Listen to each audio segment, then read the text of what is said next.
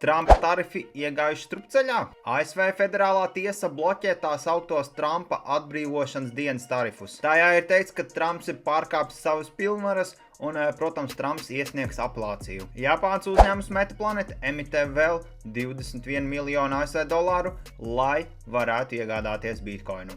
Balstoties uz esošo informāciju un esošiem datiem, 18. jūnijā, kad ir nākošā Fed sanāksme, netiks mazināta procentu likme. 21 Shares iesniedz Dogecoin ETF. Elons Musks atstāja Doge amatu un pateicās prezidentam par doto iespēju. Krievijas banka ir devusi savu akceptu klasificētiem investoriem tirgoties ar kriptovalūtu. SEC atliek lēmumu par Grayscale pieteikumu uz Avalanche un Cardano ETF. Vairāk informācijas Kripto numur 1 Telegram kanālā vai arī apmeklē mājaslapu www.kriptonumur1.lv. Visi linki būs profila aprakstā.